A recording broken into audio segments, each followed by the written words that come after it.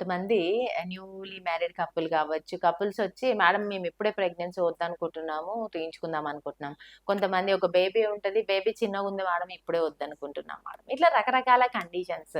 కొందరు girls, college going girls, unmarrieds. So, వీళ్ళందరూ ఏంటంటే అన్‌వాంటెడ్ ప్రెగ్నెన్సీస్ రిమూవల్ గురించి అడుగుతూ ఉంటారు. సో, అన్‌వాంటెడ్ ప్రెగ్నెన్సీస్ రిమూవల్ ఎంతవరకు మంచిది అనేది ఈరోజు మన టాపిక్. నేను మీ డాక్టర్ సరళ మాట్లాడుతున్నా ప్రజ్ఞ హాస్పిటల్ మేడ్చల్ నుండి. సో అన్వాంటెడ్ ప్రెగ్నెన్సీ రాకుండా చూసుకోవడం అనేది అన్నిటికన్నా best option.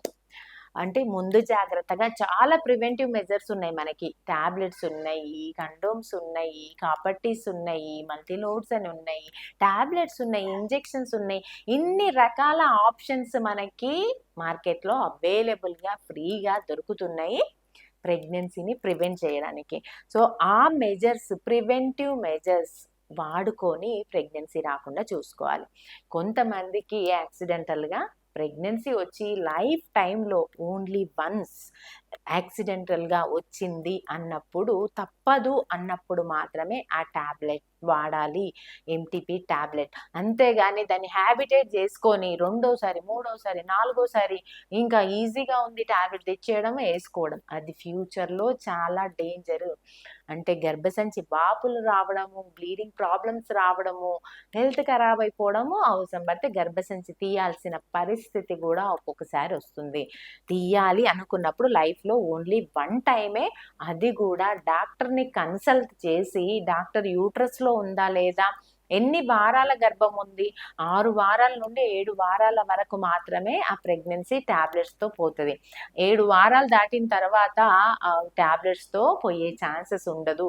DNC, cleaning procedure, admissions, anaesthesia, ఇంత ప్రాసెస్ ఉంటుంది.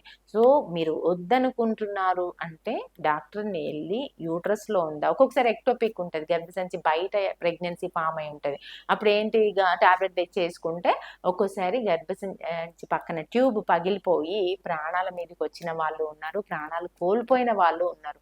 సో అన్వాంటెడ్ ప్రెగ్నెన్సీ ట్యాబ్లెట్ వేసుకోవడము, ఎంటీపీ కిట్ వాడడం అనేది విచ్చలవిడిగా ఎవ్వరు కూడా చేయొద్దు. అది ప్రాణానికి హానికరం. అందుకనే గవర్నమెంట్ మనకి ఎంటీపీ యాక్ట్ పెట్టింది. అంటే ఎక్కడ పెడితే అక్కడ ఫార్మసీలలో ఆ ట్యాబ్లెట్స్ అమ్మవద్దు అని. సో అలా ఎలా పడితే అలా ట్యాబ్లెట్స్ తీసుకోవద్దు, డాక్టర్ని కన్సల్ట్ అవ్వాలి. ఒక్కసారి ట్యాబ్లెట్ వాడుకోవచ్చు, అది 7 వీక్స్ లోపల ఉంటే. మళ్ళీ నెక్స్ట్ టైం ఫెయిల్ కాకుండా ప్రివెన్షన్ మెథడ్స్ ఖచ్చితంగా డాక్టర్ని అడిగి తెలుసుకొని మీరు పాటించి మళ్ళీ ప్రెగ్నెన్సీ రాకుండా చూసుకోవాలి.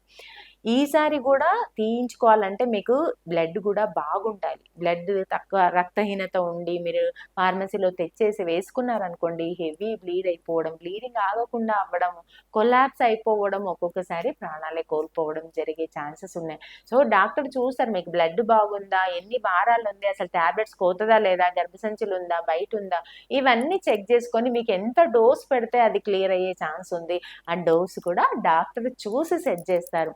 అంతేగాని మీరు ఓన్గా నిర్ణయాలు తీసుకోకండి, ప్రాణాల మీదకి తెచ్చుకోకండి. ఈ వీడియోలో ఇంకా ఏమైనా మీకు డౌట్స్ ఉంటే నాకు కమెంట్ చేయండి. నెక్స్ట్ వీడియోలో మళ్ళీ కలుసుకుందాం.